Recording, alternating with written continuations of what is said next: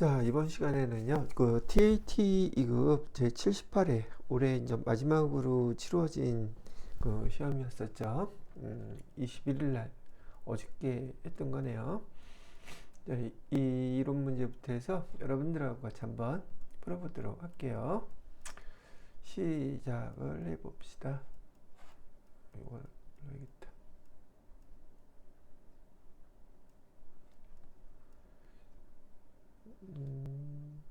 됐고.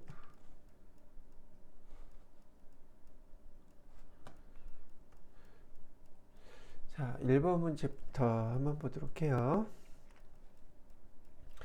자, 재무회계 문제는 1번부터 6번까지인데 TAT 2급에서요. 여기 재무제표의 표시 방법에 대해서 옳은 것을 고르라고 얘기하고 있죠. 자, 이런 TAT 2급 정도 됐으면 여러분이 재무제표 그러면 종류는 알고 계실 거예요. 재무제표의 종류는 이 5가지가 있죠.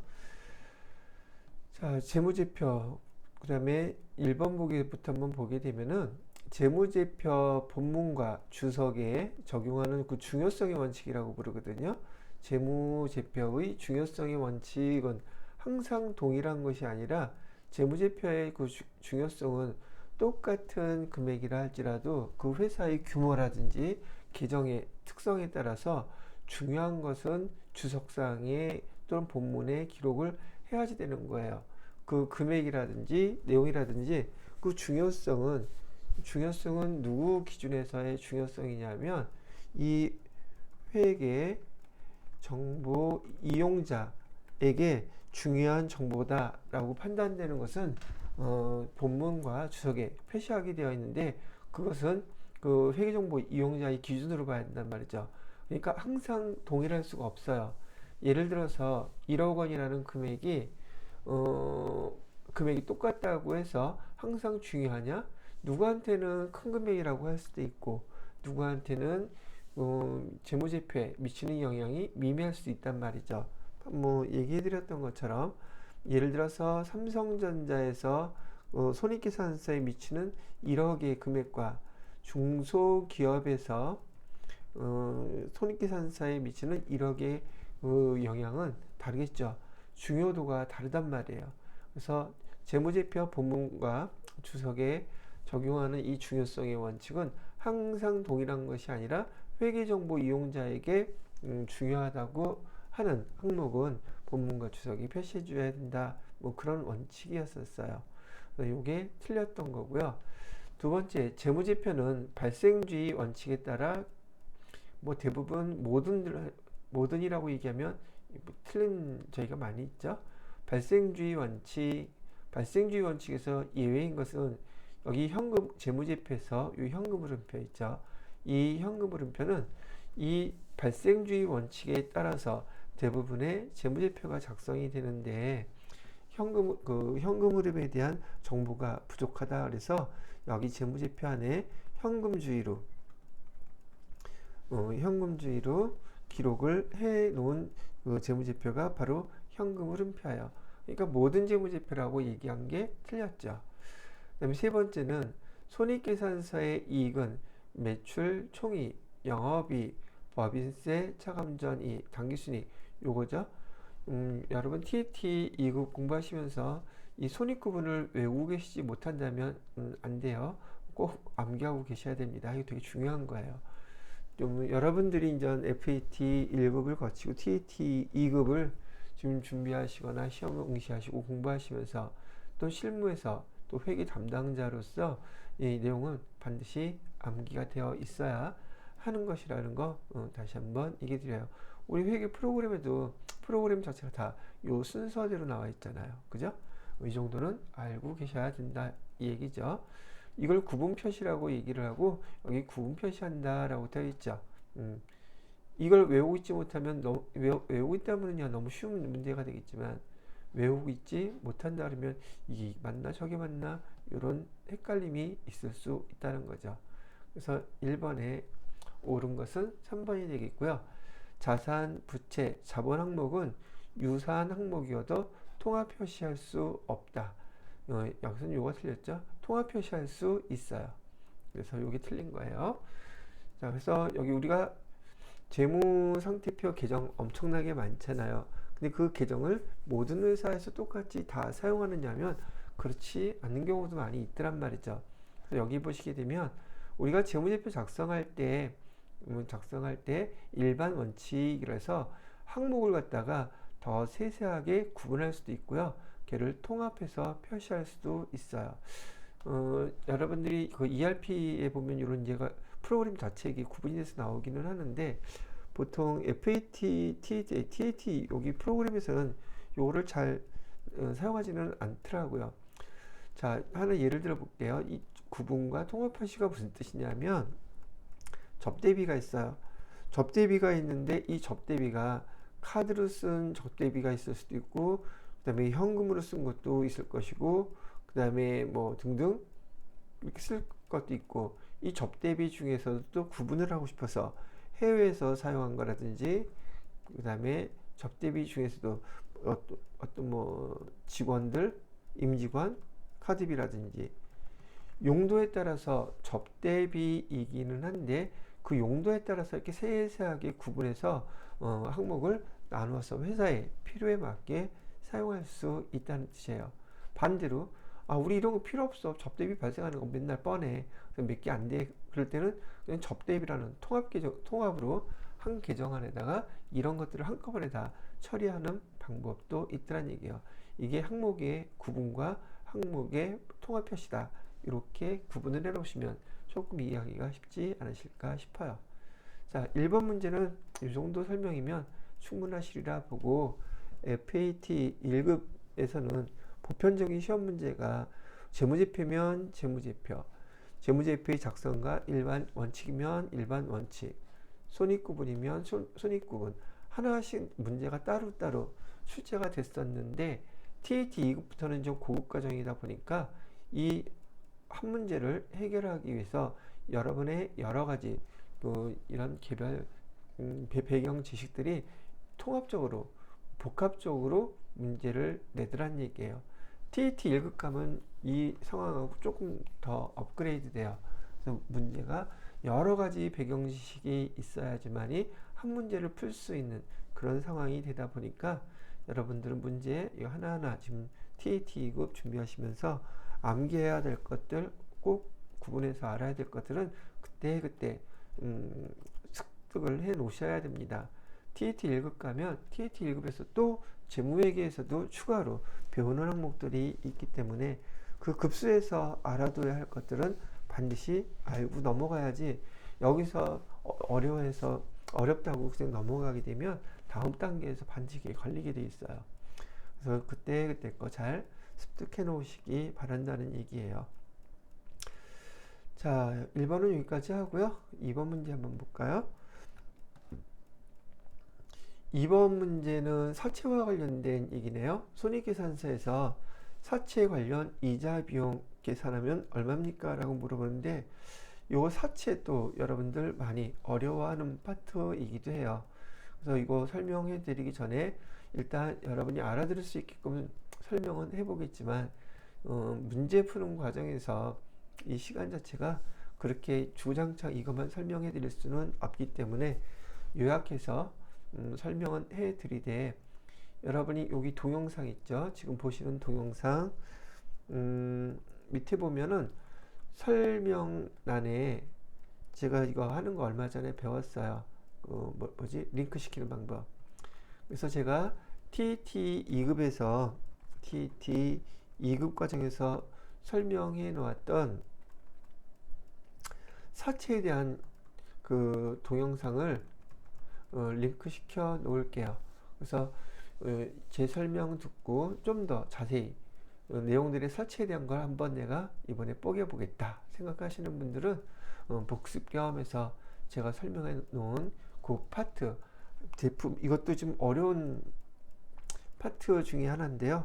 여러분이 1시간만 투자한다 생각하시고 처음 사채에 대해서 여기 1시간 동안만 잘 복습을 하시게 되면 사채에서 어떤 형태의 문제가 나와도 TET 1급까지 포괄할 수 있는 설명으로 제가 해놨으니까 그걸로 참고해서 여러분의 실력을 좀 더 업그레이드 해보면 좋을 것 같아요.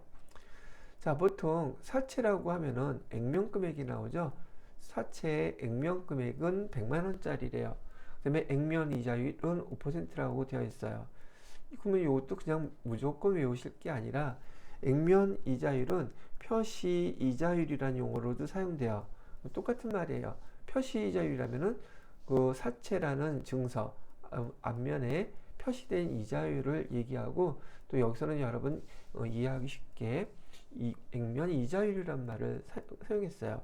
이 액면이란 말 뜻은 누군가가 이 사채를, 회사에서 발행한 사채를 사게 되면 그 써져 있는 액면 금액에 1년마다 5%의 이자를 지급하겠습니다라고 약속하는 거예요. 이걸 그냥 그 문자로만 보시게 되면 머릿속에서 이해가 잘 안 되는데, 여러분이 증서 하나를 샀다고 생각해요. 여러분이 돈을 주고 이 사채라는 증서를 사게 되면은 거기 써져 있는 액면 금액의 5% 1년마다 날짜도 정해져 있거든요. 여기 매년 말이라고 되어 있네요. 이렇게 모든 채권에는 이런 것들이 표시가 되어 있단 말이죠. 그럼 여러분들이 이걸 샀다면 이 액면 금액의 이 금액만큼을 은행에 예금을 들어놓은 것처럼 이자를 받을 수 있다는 거예요. 자, 그 다음에 이 사채는 일반적으로 회사채라고 부르죠. 이 사채는 회사채를 줄여서 사채라고 부르는 거예요.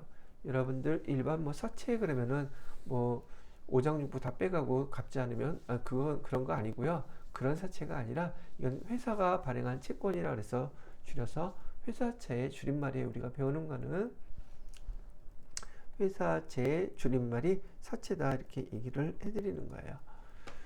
그 다음에 이자는 매년 말에 지급하는 것으로 사채를 발행했대요. 자, 그러면 요 날짜에 우리가 회계 처리를 하면 어떻게 해야 될까? 사채는 우리 비유동 부채잖아요. 그래서 사채를 발행했다 그러면 이렇게 대변에 비유동 부채로 100만 원 쓰는 거 어렵지 않으시겠죠? 액면 금액 그대로예요. 근데 이 액면 금액의 사채를 우리가 받을 때에는 여기 발행 시점에서 유효 이자율이라고 그랬는데 여러분들한테는 얘가 다른 말로 시장 이자율이라는 말로도 나와요. 시장 이자율이라는 말로도 가끔 시장 이자율이란 말로도 가끔 사용이 되고 있거든요. 근데 여러분이 이해할 때 그렇게 생각하세요. 유효 이자율은 내가 내 입장에서 지급하는 이자율이다. 일단은 그렇게 생각을 해 놓으시란 말이죠. 자, 그래서 발행가액을 보니까 발행가액은 100만 원짜리를 얼마에 발행했냐면 96만 4천 원에 발행을 했대요. 됐죠? 자, 여러분은 여기 금액 갖고서도 얘가 사채에서 가장 기본적으로 나오는 문제는 뭐냐면 얘가 할증 발행인지 또는 할인 발행인지가, 액면 발행도 있지만 뭐 써볼까요? 액면 발행, 발행의 종류는 이렇게 세 가지가 있어요. 그 다음에 할인 발행. 자, 이렇게 되어 있는데 금액이 우리가 100만 원짜리보다 돈 받은 거는 더 적게 받았죠. 적게 받은 거는 할인 발행한 거예요. 그래서 얘는 할인 발행한 거다. 즉 액면 금액과 발행 가액을 비교해서 우리가 할증 발행인지 액면 발행인지 할인 발행인지를 구분할 수가 있어요. 근데 여러분이 이제 어떨 때는 이 문제가 금액은 주어지지 않고 이자율만 이자율만 갖고 이거를 구분하라는 문제도 이론에서 나온단 말이죠. 그러면 액면 이자율과 시장 유효 이자율 요거를 비교했을 때 액면 이자율이 낮으면 시장 이자율보다 액면 이자율이 낮으면 할인 발행, 높으면 할증 발행, 이렇게 딱 구분할 수도 있으셔야지 돼요. 일단 시험 문제에서 이론으로도 말로도 설명을 물어보는 항목이라서, 기초적인 항목이라서 복습 겸 설명을 해드렸고요. 자, 이렇게 지금 회계 처리할 때는요, 여기 1월 1일 시점에서 사채 대변의 부채 100만 원. 그러면 얘를 보통예금 통장으로 받았다고 가정을 할게요. 보통예금 통장에 입금된 금액은 96만 4천 원이래요. 그죠? 그래서 요 차이 나는 금액, 이건 뭐라고 부르냐면 사채를 할인 발행했어요. 그래서 그 돈이 차이가 났어. 그 금액만큼. 그래서 이 계정 이름은 사채 할인 발행 차금이라는 용어로 사용합니다. 요 분기에 회계 1급 때 잘 안 나오죠, 요즘. TAT 2급에 나오는 가장 기본적인 회계 처리니까 어렵지 않게 지금 여기 잠깐 멈춰 놓고서라도요, 요거 암기해 놓으시기 바랍니다. 만약에 우리가 돈을 더 많이 받았다면 대변의 차이가 나겠죠. 이때는 사채 할증 발행 차금이라는 계정으로 사용하시면 돼요. 이 분기까지는 요 내용을 보고 이렇게 분기하실 수 있으셔야 돼요. 자, 1년이 지났어요. 1년이 지나서 이제 이자를 줘야 되는데 지금 문제에서는 이자 비용이 얼마냐고 물어봤잖아요. 시험 문제는 항상 여기 세 가지 중에 하나가 나온단 말이죠. 대부분. 그래서 제가 첫 번째 거 해만 잘 암기해 주세요 그러는데, 급수가 높아질수록 사채에 대한 거 이거 꼭 보셔야지 됩니다. 사채는 TAT 2급 과정서부터 추가돼서 들어간 개정 과목이기 때문에 TAT 1급까지 수도 없이 빠지지 않고 나오는 문제다, 이렇게 생각하시면 될 거예요. 자, 1년이 지났는데요. 여러분이 요 회계 처리를 처음에 취득했을 때 요것을 회계 처리하실 수 있다면 그 다음 문제는 되게 간단해요. 어떻게 간단하냐면 요 사채의 액면가액이 100만 원이라고 그랬잖아요. 요 위에다가 액면 이자율을 써놓으세요. 액면 이자율. 분개를 못하면 꽝이에요. 액면 이자율은 아까 5%라고 그랬죠? 5%. 그리고 우리가 받은 돈이 들어온 금액 요 위에다가 유효 이자율 또는 시장 이자율을 6%를 이렇게 표시를 해 놓으시라는 얘기죠. 그리고 이 금액과 이 금액에다가 그냥 곱하기만 하세요. 곱하기만 하시게 되면은 지금 보통 예금에 우리가 들어온 거 이것도 이렇게 해드리겠거든요. 용어 몰라서 틀리는 경우도 있으니까 이 보통 예금에 로 받은 이 금액이 있죠. 96만 4천 원. 이거를 우리는 또 다른 용어로도 써요. 왜냐면 교재나 또 누가 설명해 줄 때 말귀를 못 알아들을 수 있잖아요. 이걸 뭐라고 부르냐면 우리 사채를 발행한 장부가액이라고 불러요. 장부가액, 우리가 받은 돈을 얘기하는 거예요. 발행한 금액 또는 발행가액이라고도 불러요. 그러니까 장부가액이라는 용어로도 사용이 되고 발행가액이라는 용어로도 얘가 사용이 되더라, 이런 얘기예요. 자, 그러면 이 유효이자율과 액면이자율 어떤 의미를 갖고 있느냐? 사채를 산 사람이 1년이 지나면 우리 회사 입장에서는 이 사채를 산 사람한테 반드시 5% 이자를 지급하기로 했었죠. 그죠? 5%의 이자를 지급하는 거예요. 그래서 우리가 보통 예금으로 이렇게 이체를 해줬어요. 그럼 5만 원은, 여기 5만 원은 매년 똑같은 금액이 사채를 갖고 있는 채권자한테 지급이 돼야 되는 금액이죠. 이거는 변하지 않아요. 3년 동안 내내 액면 금액의 5%씩은 지급이 된단 말이죠. 그런데 우리가 만약에 은행에서 대출을 받았다면 100만 원을 대출을 받으면 100만 원이 들어오죠. 그래서 100만 원에 대한 이자를 계산한다면 똑같이 여기 5만 원 그리고 이자 비용도 5만 원 이렇게 쓰면 되잖아요. 그죠? 대출 받았을 때 그때는 우리가 돈 받은 게 100만 원 다 대출을 받은 거기 때문에 이자 비용이 똑같이 5만 원이었을 거란 말이죠. 그런데 지금 여기 사채에서는 우리가 사채를 발행하고 나서 받은 금액이 100만 원을 받은 게 아니에요. 100만 원을 받은 게 아니기 때문에 액면 이자율은 5%라고 하더라도 우리가 그 금액 이 차액만큼 그 돈을 못 받았기 때문에 우리가 지급하는 이자는 액면 이자율보다 높은 거예요, 더. 왜? 돈을 애시당초 받을 때부터 100만 원을 다 받은 게 아니기 때문에. 그래서 여러분이 그냥 이해하기 쉽게 유효 이자율, 그러면 내가 지급해야 되는 이자 비용은 지금 사채를 발행하고 차이나는 이 금액만큼, 이 금액을 3년 동안의 비용으로, 이자 비용으로 나눌 거예요. 이렇게 쪼개서 이자 비용으로 처리할 거예요. 그래서 여기 6% 곱하기 이 장부가액 6% 곱하기 96만 4천 원 하면은 우리 입장에서의 이자 비용이 이만큼이다 이렇게 계산이 된단 말이죠. 되게 간단하죠. 시험 문제는 얘를 물어보든지 사채 할인 발행 차금 1년 차에 상가액 얼마냐고 이거 물어봐요. 근데 여러분 이 분기만 하실 줄 알면 여기 사채 액면가액에다가 이자율 쓰시고 곱해주면 여기 보통예금으로 돈 채권자한테 돈 보내준다 이렇게 생각하시고요. 그 다음에 유효이자율 장부가액에다가 6% 곱해가지고 이자 비용 이게 우리가 이자 비용으로 처리해야 될 금액이다. 그러면 이자 비용 계산된 거하고 보통예금하고 차이가 얼마예요? 바로 사채 할인 발행 차금 요락은 7,840원이 차이가 나죠. 우리 입장에서는 이 사채 할인 발행 차금은 사채를 발행하고 손해를 본 금액이에요, 사실. 그런데 이 손해 본 금액을 단기에 다 이자 비용으로 떠는 것이 아니라 얘 사채가 만기가 3년이기 때문에 3년에 걸쳐서 매년 일정한 금액씩 이렇게 상계 처리하는 거예요.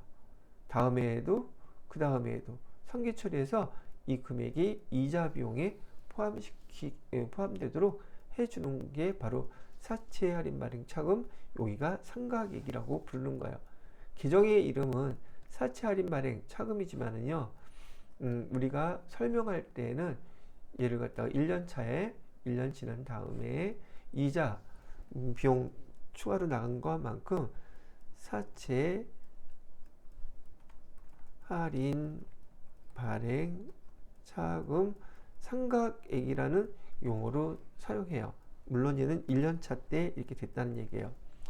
제가 여기 동영상에는 1년차, 2년차, 3년차 변하는 과정을 설명해 드렸는데 얘도 여러분이 어렵다고 손 놓고 그러면은 나올 때마다 틀려요. 그런데 마음 잡고선 내가 사채에 대해서는 정확히 이해를 하겠다 이렇게 생각하시고 복습을 한번 해보시면 후회하지 않으실 거고 실력도 부쩍 는다고 보실 수 있다는 얘기죠. 이자 비용 얼마냐고 물어봤잖아요. 이자 비용 여기 나와 있죠. 이 금액이에요. 57,840원. 여기서는 4번이 답이 되겠네요. 그죠? 자, 이렇게 설명을 해 드렸고요. 시험 문제에서 어떨 때는 이렇게도 물어봐요. 사채 액면 이자율은 5%, 액면가액 가르쳐 주고요. 그러면 이거는 알 수 있잖아요. 그죠? 그리고 사채 할인 발행 자금이 이 금액이라고도 가르쳐 줘요. 그리고 이자 비용 얼마냐고 물어봐요. 그러면 두 개를 더하면 여기 이자 비용 되는 거예요. 이번에는 이자 비용이 얼마냐고 물어봤잖아요. 이자 비용은 여기 장부 금액에다가 유효이자율 또는 시장이자율 있으면 그거 곱해주면 첫 번째 나오는 게 전체가 다 이자 비용이다. 그리고 이자 비용과 우리가 이자 보내준 금액이죠. 그 차이 금액이 사채 할인 발행 차금이다. 이렇게 해서 상각을 해준다. 뭐 이런 정도만 알게 되면 지금 이 문제 하나만 갖고도 사채에서 흔하게 TAT급에서 많이 출제되는 문제 형태로 일단은 설명을 해드렸어요. 자, 이 문제는 이 정도까지만 설명해 드리기로 하고요. 그 다음에 다음 세 번째 문제 한번 넘어가 보도록 할게요.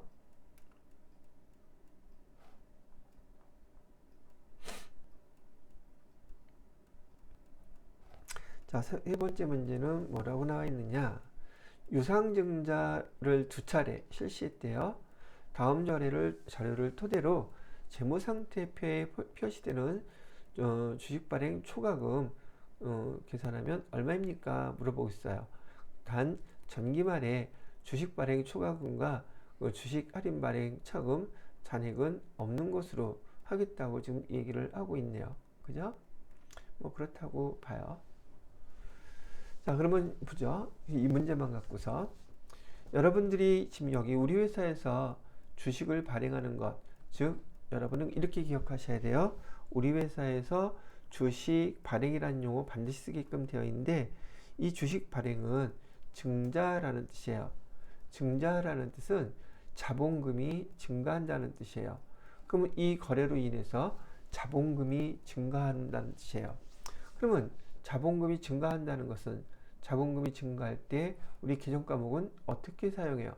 대변에다가 자본금 이렇게 쓴다는 의미예요. 자본금이라는 용어가 나와요. 그래서 주식 발행은 뭐라고 기억해야 된다? 증자. 그 다음에 여러분이 또 종종 들을 수 있는 주식을 소각한다는 말이 나와요. 주식 소각이라는 말은 감자라는 뜻이에요. 감자는 자본금을 감소시킨다는 뜻이고요. 그러면 주식 소각 용어가 나오게 되면 여러분은 반드시 차변에다가 자본금 이렇게 쓰셔야 돼요. 자, 증자가 됐던 감자가 됐던 자본금 계정이 이렇게 출현하게 되면 이 자본금의 금액을 결정할 때는 주식수 곱하기 액면가액으로만 기록해야 됩니다. 아마 자본금 계정에서 보셨을 거예요. 그래서 자본금을 기록할 때는 자본금은 주식수 곱하기 액면가액으로만 기록해야 된다. 이거 사전 지식이 여러분들한테 먼저 있어야 되고 여러분들이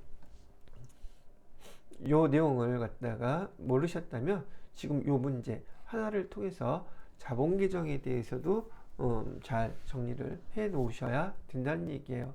왜냐하면 아까 사채도 그렇지만 주식의 그 증자라든지 이런 주식 거래, 우리 회사의 주식 거래를 자본 거래죠. 자본 거래를 갖다가 TT2급, TT1급 고급 과정에서는 거의 빠지지 않고 한두 문제씩 계속 출제를 하기 때문에 그래요. 그래서 자본 규정을 정확히 잘 이해를 하셔야 된답니다.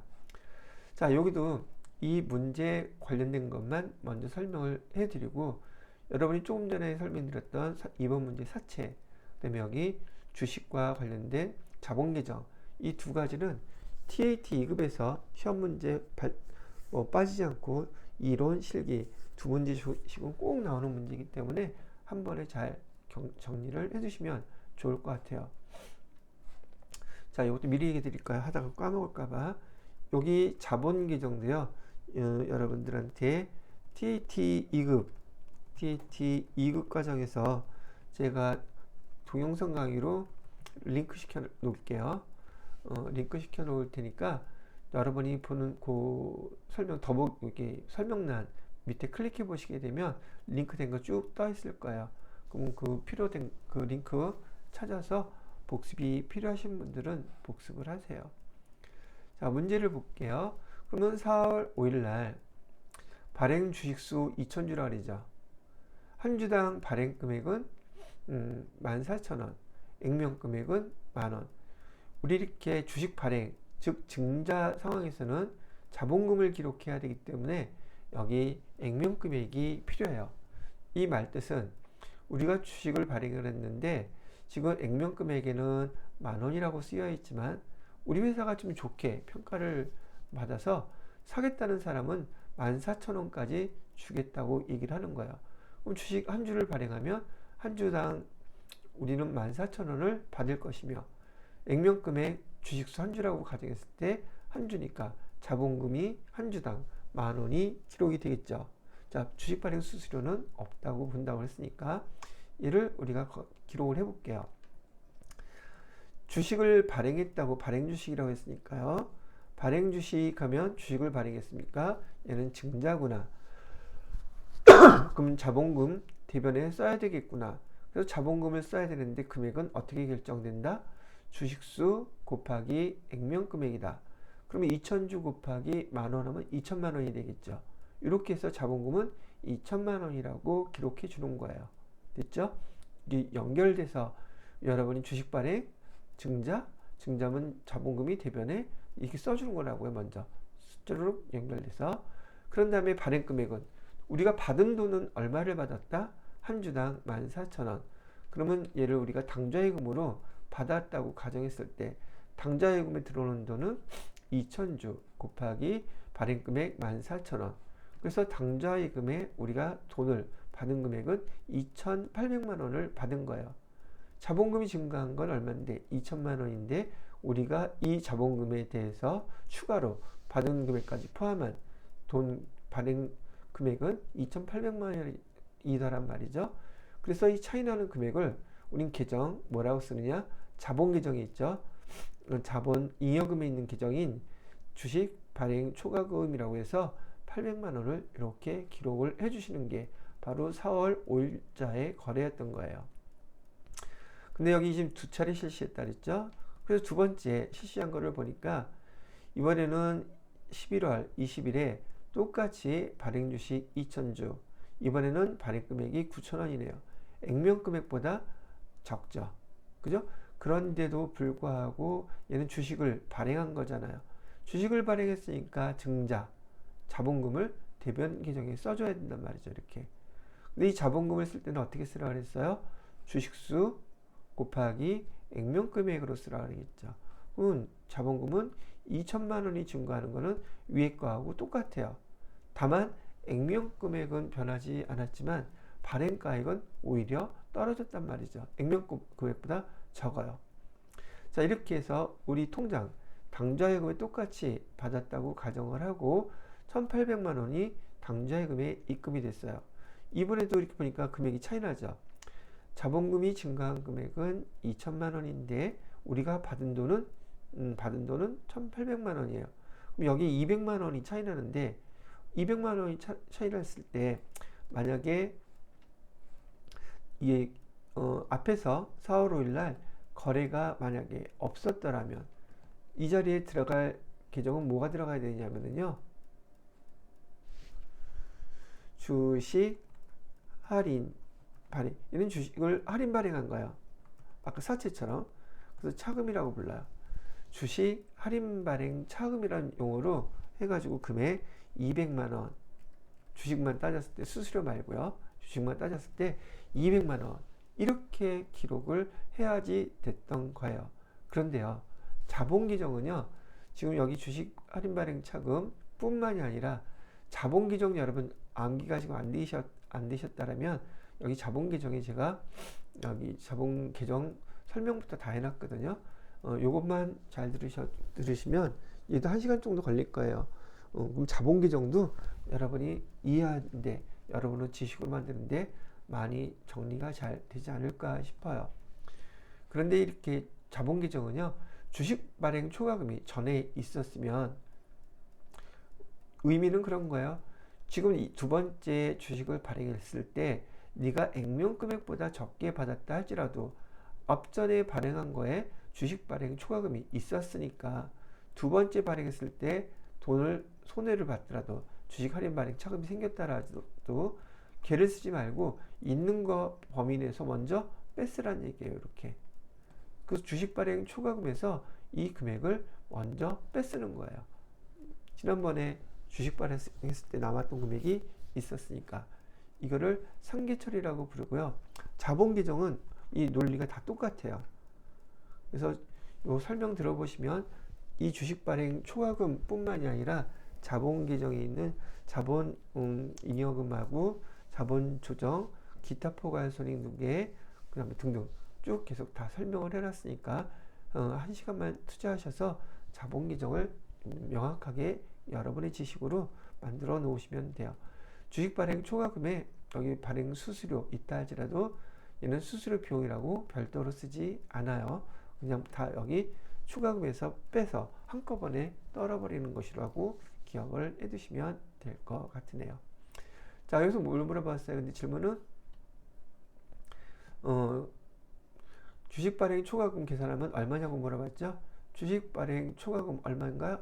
주식 발행 초과금 얼마 있었어요? 800 있었죠. 근데 여기서 얼마 뺐었어요? 210만 원 뺐었죠. 그러면 590만 원 남겠네요. 그래서 주식 발행 초과금은 590만 원이 됩니다. 이렇게 계산을 하시는 거랍니다. 자, 여기서도 자본 계정에 대해서 여러분들한테 용어도 꼭 알아야 될 거, 이거 꼭 아셔야 됩니다. 이게 머릿속에 안 떠오르면 분기하기가 어려워져요. 자, 그리고 자본금을 어떻게 표시한다? 주식수 곱하기 액면가액으로 표시한다. 까지 알고 계시면 될 문제였었어요. 여러분이 알아야 될 배경 지식의 많은 부분들을 좀 포함해서 설명을 해 드렸으니까 복습을 잘 정리를 해 보시기 바랍니다. 자, 3번 문제 여기까지 하고요. 그 다음에는 우리 4번 문제도 한번 볼까요?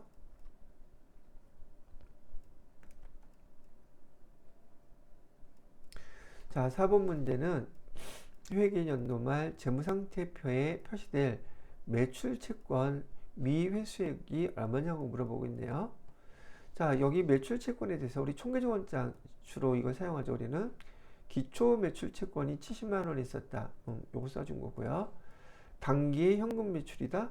단기의 현금으로 팔았으면 우리가 총 매출한 금액 중에서 현금 받은 거는 매출채권이 아니잖아요. 이시당초 매출채권이 발생하지 않는 금액이 현금 매출액이잖아요. 그죠? 그러면 매출채권으로 해당되는 금액은 얼마일까? 100만 원에서 14만 원을 빼게 되면 지금 86만 원만 매출채권으로 있다는 말 뜻이에요. 이 말 뜻 자체가. 왜? 현금으로 14만 원을 뺐으니까. 그럼 86만 원만큼은 단기에 매출채권 잔액이 이만큼 증가를 하겠죠. 100만 원에서 현금 매출은 빼주니까 단기 매출채권 발생한 거는 86만 원이에요. 자, 그 다음에 매출채권 회수액이라 그러면 이 매출채권은 자산 계정인데 회수가 됐으니까 45만 원만큼 이만큼 줄어들겠죠. 자, 다 됐어요. 그럼 여기 더해보세요. 기초에다가 단기 증가분 더해주고 여기 회수액 빼게 되면 나머지 금액이 우리가 아직 미회수액이 되겠다. 기말에 매출채권 잔액이 되겠다. 이렇게 판단하실 수 있다는 얘기죠. 요거 내용만 이해하시면 되겠죠. 답은 여기 2번이 됩니다. 라고 설명을 해주고 있는 거였었어요. 자, 4번도 이 정도면 될 것 같고요. 요 현금 매출액, 총 매출액에서 현금 매출액의 의미만 알았더라면 요걸 아는지를 물어본 문제였었어요. 요 내용하고요. 자, 그 다음에 5번 문제로 넘어가 볼게요. 자, 5번 문제에서는 뭘 물어볼까? 재고자산 평가 방법으로 선입선출법 적용했을 때 매출원가 두 개를 물어보죠. FAT 1급에서는 딱 이런 거 하나나 이런 거 한 문제, 두 문제짜리인데 이렇게 한 문제로. 근데 내용은 사실상 똑같아요. 그럼 여러분이 이 문제를 풀기 위해서는 다음과 같은 배경 지식이 있다면 이 문제는 어렵지 않게 해결하실 수 있다는 얘기죠. 자, 우리 그 상품과 우리 상품을 거래했던 상품 재고장에 이게 회계 원리 때 배우는 건데 지금 이 모양은요, 상품 재고장을 갖다가 표시해 놓은 거예요.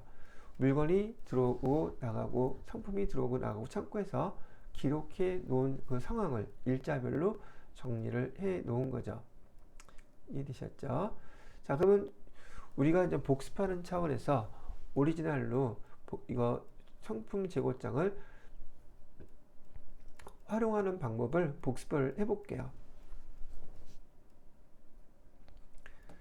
자, 12월 1일 날 기초재고가 있대요. 기초재고는 상품 수량 130개, 단가는 1,000원짜리래요. 창고에 이렇게 있는 거예요.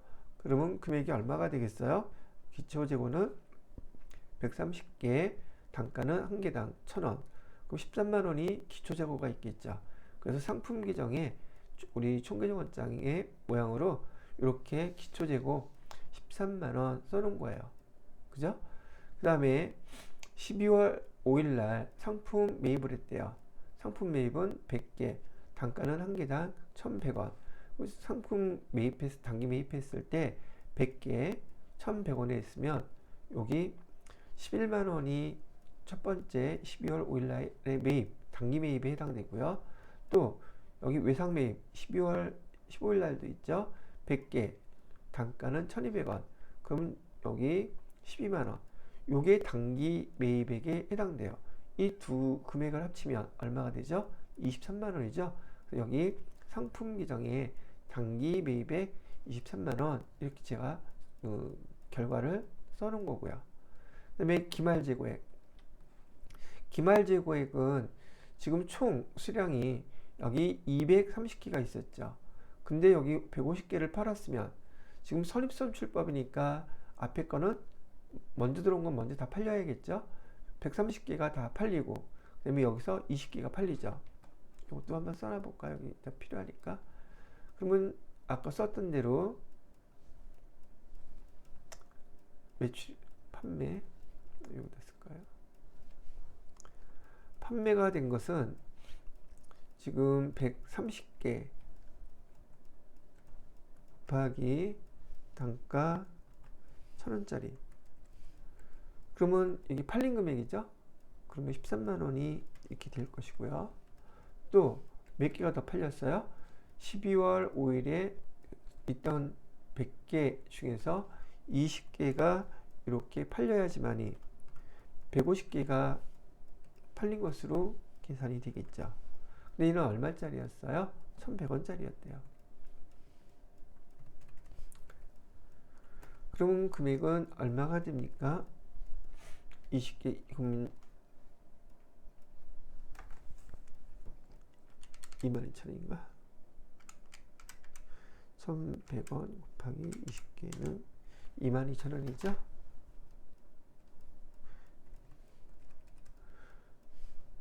자, 이렇게 일단 계산해 놓고, 그러면 남은 재고를 우리가 해야 되잖아요. 그럼 재고는 어떻게 표시가 돼요?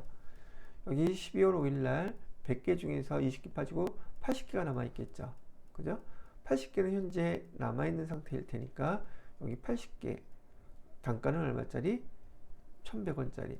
그래서 88,000원 여기 재고가 될 것이고, 그 다음에 12월 15일 날 사온 거는 그 다음에 매출이 없으니까 전체 금액이 다 이 금액이 다 기말 재고로 남아있겠죠. 그래서 기말 재고 금액은 두 개 합친 금액이에요. 그러면 88,000원 더하기 12만원 하면 200만 8천원. 그래서 기말 재고로 선입선출법으로 계산했을 때 기말 재고는 200만 8천원. 자, 그러면은 요거 따져보세요. 우리가 매출원가 계산할 때 상품 계정에서 기초 재고액 더하기 단기 매입액 빼기 기말 재고액 하면 매출원가 계산되죠. 그래서 매출원가 15만 2천원이라고 이렇게 계산이 된 거예요.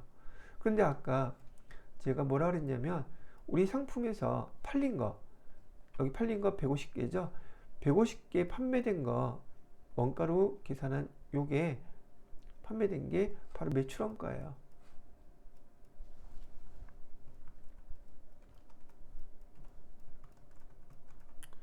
그래서 여러분이 시험 문제 이렇게 풀면서 이런 내용들은 복습해 드릴 겸 개념을 선입선출법에 대해서 계산하는 것을 순차적으로 제가 설명해 드린 거고, 이 내용을 알고 계시는 분이라면 이 문제 봤을 때 일일이 이렇게 이거 해도 뭐 시간 얼마 안 걸리긴 하지만 알고 계시는 분은 이 우리가 매출에서 팔린 거 여기서 팔린 거 원가 계산하는 게 바로 매출원가다. 그럼 요거 두 개 더하면 금액 얼마 나와요? 15만 2천원 나오죠? 15만 2천원. 이렇게 계산하는 게 여러분이 빠를까? 이렇게 매출원가 계산하는 게 빠를까? 당연히 문제 쭉 보고서 아 이거 팔린 것만 하면 매출원가지, 이렇게 계산을 하시는 게 더 빠르겠죠. 그럼 매출원가 써 있는 거 15만 2천원짜리는 여기 하나 있고 여기 하나 있죠. 그 다음에 매출 총이익을 알아야 되는데 손익구분을 이거 외워놓지 않으신 분은 이 매출 총이익이 또 뭘 얘기하는 거지? 그러면 모르는 거잖아요. 자, 여기서 상품 매출액 금액으로 따지는 거예요. 매입이 아니라 매출로 150개를 5,000원 단가 한 개당 5,000원에 팔았다면 이게 상품 매출액이에요. 손익구분에서의 매출액 바로 여기에 해당된다는 얘기죠. 그래서 150 곱하기 5,000원 한 개당 5,000원씩 받았다면 매출액은 75만원. 매출원가는 벌써 여기서도 계산됐고 여기서도 계산됐죠. 그죠? 여러분들이 이 내용들을 다 알고 계시는 분이라면은 이렇게 계산해서 매출원가를 반영할 것이고, 연습할 때는 이게 내용을 복습이 아직 안 되신 분들은 이걸로 복습해서 이렇게 매출원가를 계산을 하셨을 거예요. 그죠? 매출액에서 매출원가를 뺀 금액을 우리 뭐라고 부른다? 매출 총이익이라고 부른다. 그래서 59만 8천원 금액은 이렇게 나온다는 얘기죠. 그럼 해당되는 문제 요거는 매출원가와 매출 총이익의 답은 이렇게 3번이 답이 된다고 설명을 해 주는 거죠. 되셨죠? 자, 이렇게 우리가 FAT 1급이나 회계 배우시면서 처음 배웠던 거 매출액도 여기 써놨죠. 제가 계산하는 거 참고하셔서 복습 한 번 더 해주시면 되겠습니다. 많은 회사에서 이렇게 선입선출법 많이 사용하고 시험 문제도 주로 많이 나오는 항목이죠. 상품 재고장에서 여러분들은 선입선출법, 특히 실무에서 많이 사용되는 거 선입선출법이라든지 이동평균법, 그 다음에 후입선출법 이 구분 잘 하셔서 복습을 해 놓으시면 될 것 같아요. 자, 5번 문제는 여기까지 하고요. 그 다음 문제는 6번으로 한번 넘어가 보도록 하겠습니다.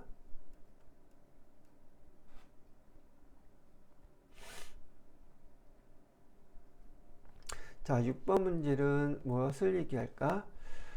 다음은 단기 중에 취득한 유가증권이래요. 유가증권 자료인데 손익계산서에 계산될 영업의 비용이 얼마냐고 물어보고 있어요. 자, 그렇다고 치고 주식이 세 종류가 나와 있네요. 보통 여기서 포인트부터 먼저 찝어서 얘기를 해드리면요. 여러분이 TT 2급에서는 주로 대상이 매도 가능 증권, 유가증권이 나왔을 때 매도 가능 증권이 여러분들한테 TT 2급에서 주로 내는 시험 문제 형태예요. 왜 그러느냐? 이 매도 가능 증권의 그 평가 손익이 바로 자본 계정의 매도 가능 증권 평가 손익, 자본 계정에 있는 계정이라서 이 평가 손익 끝에 손실이라든지 이익이라든지 붙어 있어도 얘는 손익계산서에 영향을 주지 않는다는 걸 알고 있는지 없는지를 물어보는 거였었어요. 지금 4번 문제인가에서 제가 자본계정 아까 설명해 놨었죠. 여러분이 이 자본계정도 TT 2급 과정에서는 반드시 정확하게 꼭 외워 놓으셔야 될 계정 과목이에요. 통합계정으로 자본계정에는 자본금, 자본잉여금, 자본조정, 기타 포괄손익 누계, 이익잉여금 5가지로 구분이 되고, 제가 아까 자본금은 주식수 곱하기 액면가액으로 꼭 반드시 기록해 주셔야 돼요 라고 얘기했었죠. 여기 나온 거예요. 그 다음에 자본잉여금 안에 아까 주식 발행 초과금 나왔었죠. 거기에 감자차익도 있고 자기주식 처분이익도 있고, 얘를 자본잉여금이라고 불러요. 자본조정 계정에는 이런 거, 기타 포괄손익 누계액 이런 거, 이익잉여금 이렇게 있는데, 이 설명을 아까 제가 얘기해 드렸던 동영상에 1시간 정도 들으시면 정확하게 계정들 다 암기하실 수 있도록 설명해 놨어요. 설명만 차근 들으시고 한 번만 보면 다 암기 될 거예요. 왜냐하면 이거 활용하는 그 거래 내역들도 회계 처리하는 것도 용어들 설명해 드리면서 다 설명을 해놨기 때문에 그래요.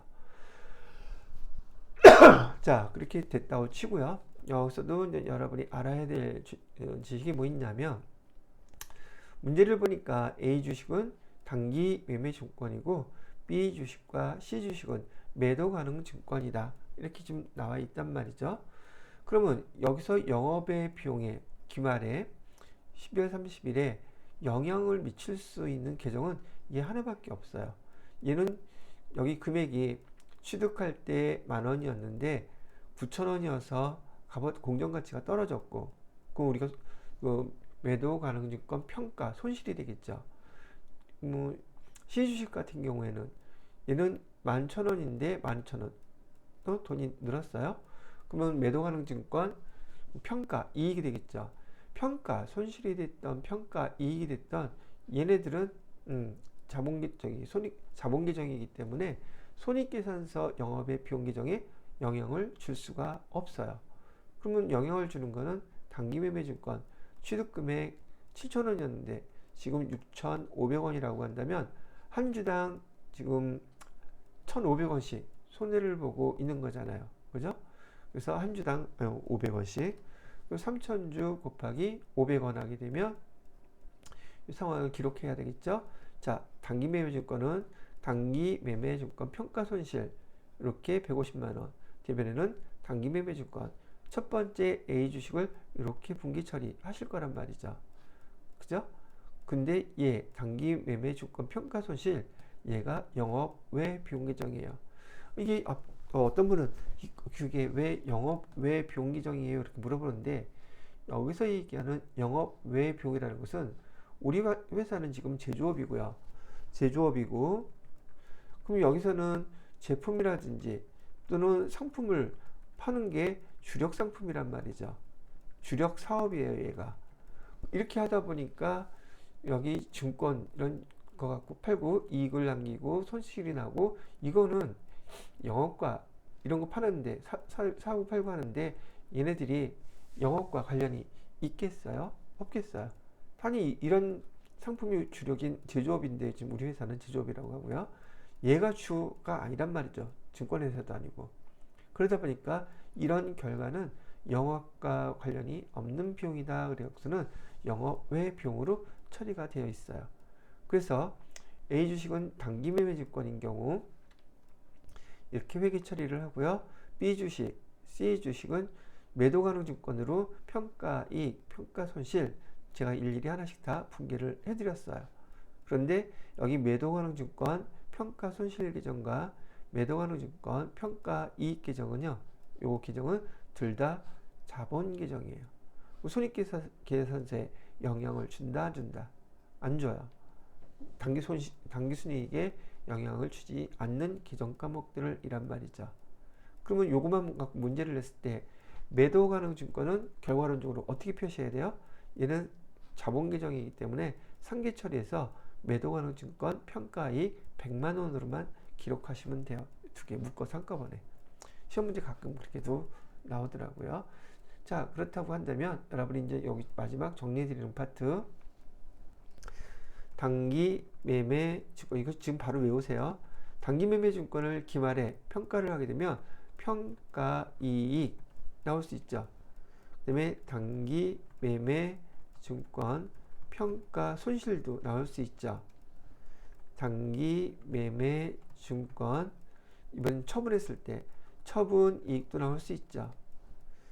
단기 매매 증권 처분 손실도 나올 수 있죠. 그죠? 그 다음에 또 뭐 있느냐면 이번엔 매도 가능 증권 처분 이익 나올 수 있고 매도 가능 증권 처분 손실 나올 수 있단 말이에요. 그죠? 얘네들은요 몽졸이 다 손익계정이에요. 다 영업의 비용이고요. 영업 외 비용 계정이면서 이는 손익계정이에요. 단기 손익. 단기에 수익 비용 처리하는 손익계정이다. 이걸 기억해 두셔야 돼요. 그리고 얘를 기억하는 게 나을까? 여기 있는 매도 가능 증권 여기다 써놓을까요? 매도 가능 증권 평가요. 평가 그냥 손익으로 한꺼번에 다 쓸게요. 이익이나 손실. 손익. 바로 요 계정이 TAT 1급에서 주 시험 문제 대상이 되는 여기 자본 계정의 기타 포괄 손익 무계획 안에 있는 자본 계정이라는 거. 자본 계정은 손익 계정에 영향을 주지 않는다. 자본 계정이 어디? 기타 포괄 손익 계정이다. 이거를 알고 있는지 모르고 있는지 물어보는 대부분의 시험 문제 형태라는 거예요. 매도 가능 증권 때문에. 자, 요거 잘 구분하시면 돼요. 그래서 요거만 기억하시고 평가. 매도 가능 증권을 평가한 금액 평가 계정 이게 자본 계정이다. 이렇게 기억을 해 주시면 되겠습니다. 이론에서 가끔 물어보는 것도 있는데 단기 매매 증권, 매도 가능 증권 여러분들한테 시험 문제로 출제되면 항상 주식으로만 출제가 되죠. 그래서 시험 문제 이렇게도 물어봐요. 단기 매매 증권에는 주식만 있다. 채권은 포함되지 않는다. 맞는 말이에요? 틀린 말이에요? 이런 거 물어본단 말이죠. 단기 매매 증권도 매도 가능 증권에도 여기 주식, 채권도 다 있습니다. 근데 주로 시험 문제로 채권을 내지 않는 이유는 계산 과정이 복잡하기 때문에 여러분 급수에 실무에서 어울리지 않아서 잘 되지 않습니다. 대부분 주식으로 시험 문제를 내는 거예요. 또 하나, 이 매도 가능 증권 그러면 매도 가능 증권 하면 여러분들이 여기 계정을 줘야 하잖아요. 그러면 코드 번호 123 매도 가능 증권 이렇게 있고 178 매도 가능 증권 계정에서 이렇게 두 가지가 뜰 경우가 있거든요. 이거는 뭐냐면 매도 가능 증권은 보편적으로 시험 문제 낼 때 장기 투자 목적이라고 얘기해요. 즉 비유동자산을 얘기하는 거야. 장기 투자 목적이라고 얘기를 해서 시험 문제를 내기 때문에 여기는 비유동자산이거든요. 비유동자산에 매도 가능 증권이 포함되는데 매도 가능 증권도 여기 위에 거 1, 2, 3은 단기 매매 증권에 해당되는 거예요.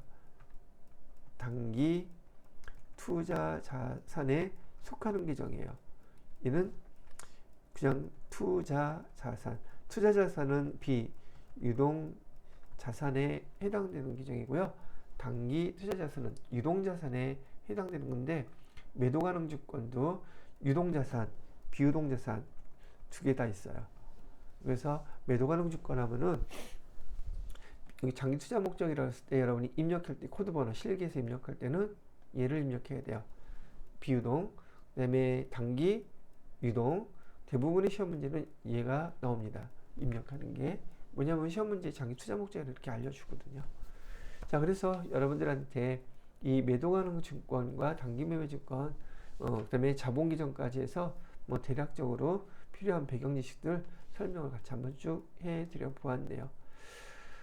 자, 6번까지 이제 이렇게 마무리하고요.